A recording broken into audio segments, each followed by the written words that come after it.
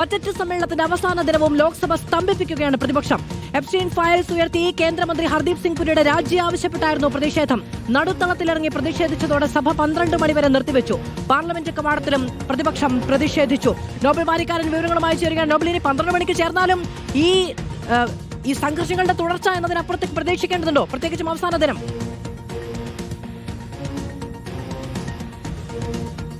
മധു, parliament budget സമ്മേളനം ഇന്നിപ്പോൾ ആദ്യഘട്ടം അവസാനിക്കുകയാണ്. ആ ഘട്ടത്തിലും ശക്തമായ പ്രതിഷേധമാണ് ഇന്ന് ഉയർത്തിക്കൊണ്ടിരിക്കുന്നത്. പ്രത്യേകിച്ച് കേന്ദ്രമന്ത്രി ഹർദീപ് സിംഗ് പുരിയുടെ രാജി പ്രതിപക്ഷം ആവശ്യപ്പെടുന്നു. പ്രധാനമായും എപ്സ്റ്റീൻ ഫയൽസ് ഉയർത്തിക്കൊണ്ടാണ് ഇന്നിപ്പോൾ രാജി ആവശ്യപ്പെട്ടിരിക്കുന്നത്. നേരത്തെ പാർലമെന്റ് സമ്മേളനം ആരംഭിക്കുന്നതിന് മുൻപ് തന്നെ സഭാ കവാടത്തിൽ പ്രതിപക്ഷ അംഗങ്ങളുടെ വലിയ പ്രതിഷേധം ഉണ്ടായിരുന്നു. പിന്നീട് സഭാ നടപടികൾ ആരംഭിച്ചപ്പോൾ തന്നെ നടുത്തളത്തിലേക്ക് എംപിമാർ നിലയുറപ്പിച്ചു. പിന്നീട് അവിടെ വലിയ പ്രതിഷേധവും മുദ്രാവാക്യം വിളിയും ഉണ്ടായി. വലിയ തരത്തിൽ സഭ പ്രക്ഷുബ്ധമായതിനു പിന്നാലെ സഭാ നടപടികൾ നിർത്തിവെക്കേണ്ട സാഹചര്യമാണ് ഉണ്ടായത്. എന്താണെങ്കിലും 12 മണിക്ക് സഭ ചേരുമ്പോൾ സമാനമായി തന്നെ പ്രതിഷേധം ഉയർത്താൻ തന്നെയായിരിക്കും പ്രതിപക്ഷം തയ്യാറെടുക്കുന്നത് എന്ന് വേണം നമുക്ക് മനസ്സിലാക്കാൻ. പ്രത്യേകിച്ച് കഴിഞ്ഞ ദിവസം രാഹുൽ ഗാന്ധിക്കെതിരെ നിഷികാന്ത് ദുബെ നൽകിയ നോട്ടീസ് അടക്കമുള്ള കാര്യങ്ങൾ ലോക്സഭയുടെ പരിഗണനയിലേക്ക് വരുമോ എന്ന ആശങ്ക അടക്കമുണ്ട്. ആ പശ്ചാത്തലത്തിൽ കൂടിയാണ് ശക്തമായ പ്രതിഷേധം. എന്താണെങ്കിലും ഈ വിഷയത്തിൽ ഉയർത്താനുള്ള തീരുമാനം പ്രതിപക്ഷം എടുത്ത അതിന്റെ അടിസ്ഥാനത്തിൽ വലിയ പ്രതിഷേധം നമ്മൾ കണ്ടു. ഇപ്പോൾ 12 മണിക്കാണ് സഭാ നടപടികൾ വീണ്ടും ആരംഭിക്കുക. അപ്പോഴും പ്രതിഷേധം തുടരുകയാണ്. ഒരുപക്ഷേ അനിശ്ചിതകാലത്തേക്ക് ലോക്സഭ പിരിയാനുള്ള സാധ്യതയാണ് ഇപ്പോൾ ഉള്ളത്. ഇനിയിപ്പോൾ സമ്മേളനത്തിൽ രണ്ടാം ഘട്ടം എന്ന് പറയുന്നത് മാർച്ച് 9 മുതൽ ഏപ്രിൽ 2 വരെയാണ്.